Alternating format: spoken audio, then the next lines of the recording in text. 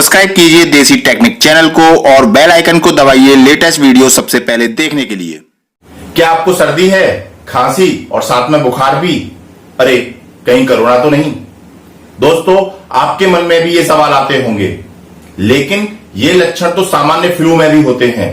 तो कैसे करें जानकारी, हमें सामान्य फ्लू है या कोविड-19 का गंभीर इन्फेक्शन? दोस्तों, आज के वीडियो में हम करेंगे इसी पर चर्चा। इसके बाद हम चर्चा करेंगे कि अगर आपको कोविड-19 का इन्फेक्शन होता भी है तो आपको क्या करना चाहिए, कैसे इसकी आप जांच करा सकते हैं, बाद में डॉक्टर्स आपको क्या प्रिस्क्रिप्शन देते हैं और इसके ट्रीटमेंट में किन किन दवाइयों का किया जा रहा है इस्तेमाल। नमस्कार दोस्तों, मैं हूं उमेश, आप देख रहे हैं देसी टेक्निक्स। आइए देखते हैं इस वीडियो को।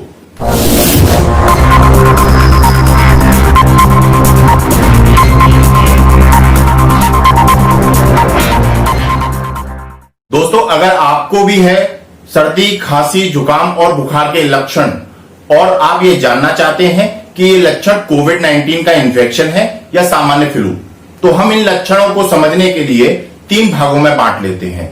नंबर 1, जिसमें केवल बुखार है, दूसरा जिसमें बुखार के साथ साथ कफिंग भी है, और तीसरा जिसमें बुखार, कफिंग और रेस्पिरेटरी डिस्ट्रेस है, मतलब सांस लेने में परेशानी आ रही है। तो हम बात करते हैं पहले लक्षण की ओर, जिसमें केवल आपको फीवर आ रहा है।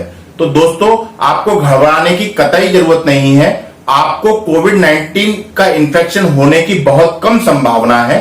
बुखार में आप केवल अपने पीने के पानी की मात्रा को बढ़ाकर और केवल पैरासीटामोल की एक गोली से आप अपना इलाज कर सकते हैं और आप सही हो सकते हैं। लेकिन अपने रिस्क को कम करते हुए आपको सोशल डिस्टेंसिंग बना लेनी चाहिए। अब बात करते हैं नंबर 2 की, जिसमें आपको फीवर के साथ साथ कफिंग है। तो दोस्तों, इस लक्षण में भी आपको कोविड-19 का इन्फेक्शन होने की बहुत कम संभावना है। ये सामान्य फ्लू का लक्षण ज्यादा दिखता है। इसमें भी आपको सोशल डिस्टेंसिंग तो बनानी ही चाहिए, क्योंकि सुरक्षा हर दृष्टि में बहुत जरूरी है। इस स्थिति में आपको मास्क का प्रयोग करना चाहिए और घर पर ही रहना चाहिए और अपने डॉक्टर को दिखाना चाहिए। आप कुछ ही दिनों में जल्दी स्वस्थ हो जाएंगे। अब हम करते हैं तीसरे लक्षण की बात, जिसमें आपको फीवर, कफ और साथ साथ रेस्पिरेटरी डिस्ट्रेस है। हाँ, ये अगर आपको सिम्टम्स होते हैं तो आप कोविड-19 से इन्फेक्टेड हो सकते हैं और इसमें घबराने की भी कोई जरूरत नहीं है, क्योंकि ऐसा नहीं है कि कोविड-19 का इन्फेक्शन को ठीक नहीं किया जा सकता। इसके साथ साथ मैं आपको बता दूं कि करीब 66% कोविड-19 इन्फेक्टेड पेशेंट में स्वाद की और सूंघने की क्षमता या तो कम हो जाती है या बिल्कुल खत्म हो जाती है, और साथ ही साथ 30% लोगों में डायरिया की भी संभावना रही है। अब हम विस्तार से बात करते हैं अपने लक्षण नंबर 3 की ओर, मतलब आपको अगर फीवर, रेस्पिरेटरी डिस्ट्रेस और कफिंग है तो आपको चिंतित होने की जरूरत नहीं है। केंद्रीय स्वास्थ्य मंत्रालय ने इसके लिए कोविड हेल्पलाइन नंबर और ईमेल आईडी जारी की है, जहां से हमें हमारे लक्षण पूछे जाते हैं और हमें अपने लोकल स्वास्थ्य अधिकारी का कॉन्टैक्ट नंबर और ईमेल आईडी दे दी जाती है, जिससे हमें अपने लोकल स्वास्थ्य अधिकारी से कांटेक्ट करके अपने लक्षणों की जानकारी देनी होगी, जिसके आधार पर स्वास्थ्य अधिकारी हमारे लिए एम्बुलेंस या हमारी जांच कहां होगी, हमारे निकटतम लैब की हमें जानकारी देंगे और वहां जाकर हम अपना सैंपल दे सकते हैं। साथ ही साथ वो हमारे ट्रीटमेंट की भी व्यवस्था करवाएंगे। ये लैब गवर्नमेंट और प्राइवेट दोनों तरह की हो सकती हैं। प्राइवेट लैब में कोविड-19 के टेस्ट का खर्चा लगभग 4500 रुपए के करीब होता है, लेकिन आप अपनी मर्जी से कोविड-19 का टेस्ट नहीं करवा सकते। इसके लिए आपको डॉक्टर के प्रिस्क्रिप्शन की जरूरत होगी, मतलब किसी डॉक्टर को यह लिख के देना पड़ेगा कि आपको कोविड-19 का टेस्ट कराना चाहिए, तभी प्राइवेट लैब में भी आप ये टेस्ट करवा पाएंगे। अब मैं आपको बताता हूं कि WHO के मुताबिक किन लोगों को कोविड-19 का टेस्ट कराना चाहिए। तो इसमें नंबर 1 पर आते हैं वो लोग जिन्होंने हाल ही में की हो विदेश की यात्रा और साथ ही साथ उसमें ILI के साथ साथ रेस्पिरेटरी डिस्ट्रेस के सिम्टम्स हों। ILI का मतलब है इन्फ्लुएंजा लाइक इन्फेक्शन। नंबर 2 पे आते हैं वो लोग जो कोविड-19 संक्रमित व्यक्तियों के संपर्क में आ गए हों। नंबर 3 पर आते हैं हमारे स्वास्थ्य कर्मी जो कोविड-19 से फ्रंट लाइन संपर्क में रहे हों। नंबर 4 पे आते हैं जिन लोगों में सीवियर एक्यूट रेस्पिरेटरी इलनेस पाई जाती है, उन लोगों को भी कोविड-19 का टेस्ट करा लेना चाहिए। 5वें नंबर पे आते हैं ऐसे लोग जो कोविड-19 पॉजिटिव मरीजों के संपर्क में आ चुके हैं लेकिन अभी तक वो नॉन सिम्टोमेटिक हैं। ऐसे लोगों का भी सैंपल संपर्क में आने के 5 से 10 दिन के अंदर भेज देना चाहिए। अब बात करते हैं 6वें नंबर पे ऐसे लोग आते हैं जो हॉटस्पॉट एरिया से बिलोंग करते हैं और उसमें ILI के सिम्टम्स पाए जाते हों।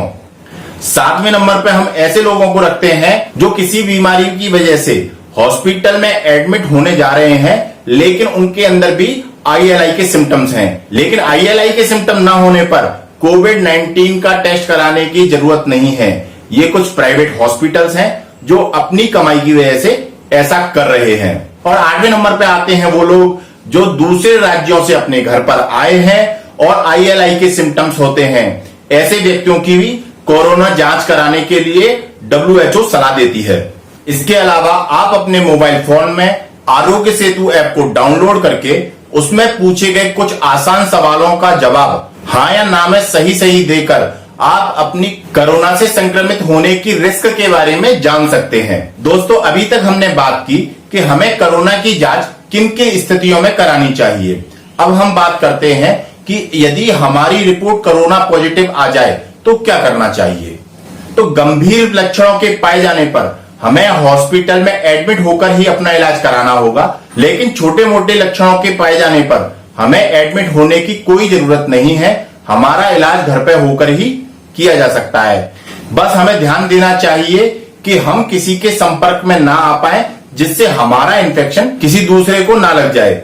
इसके लिए हमें अपने आप को घर में ही एक जगह आइसोलेट करके रखना चाहिए। साथ ही साथ डॉक्टर के प्रिस्क्राइब ऑर्डर का पालन करना चाहिए। बस कुछ ही दिनों में आप पूर्णतः से स्वस्थ होने की पूरी संभावना है। ऐसी स्थितियों में अगर आपको कोई गंभीर लक्षण दिखे जैसे सांस लेने में परेशानी, तो आपको तुरंत अपने डॉक्टर से संपर्क करना चाहिए। अब हम बात करते हैं कि कोरोना के मॉडरेट लक्षण पाए जाने पर डॉक्टर्स हमें किन किन दवाइयों को प्रिस्क्राइब करते हैं। तो देखिए, अभी तक WHO ने कोई विस्तार से नहीं बताया है कि किन किन दवाइयों को कोरोना के ट्रीटमेंट में प्रयोग किया जा सकता है, लेकिन प्राप्त जानकारियों के अनुसार डॉक्टर ज्यादातर हमें vitamin C, pantoprazole, zinc, paracetamol, ivermectin, HCQ इनके साथ साथ अपने सिम्टोमेटिक दवाइयों का प्रयोग कर रहे हैं।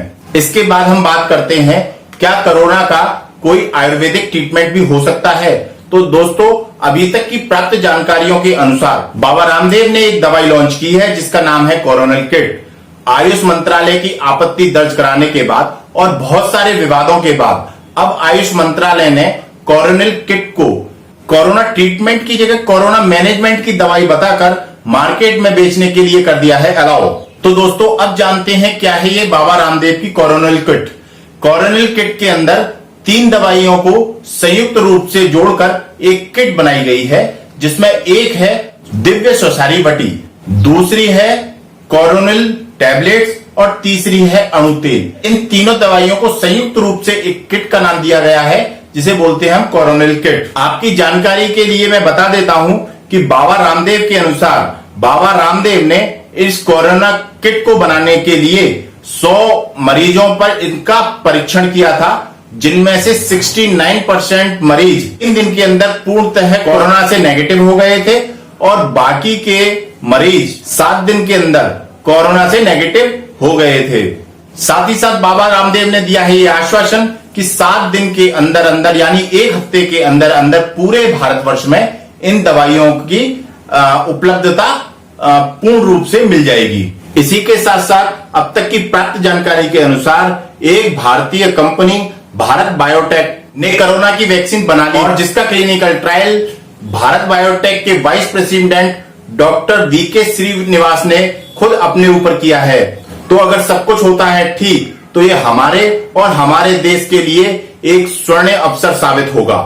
दोस्तों, मुझे है पूरी उम्मीद कि आज का ये वीडियो आपके मन से कोरोना के डर को जरूर दूर करेगा। आज के वीडियो में बस इतना ही। अगले वीडियो में फिर मिलेंगे किसी नए देसी टॉपिक के साथ। तब तक के लिए नमस्कार।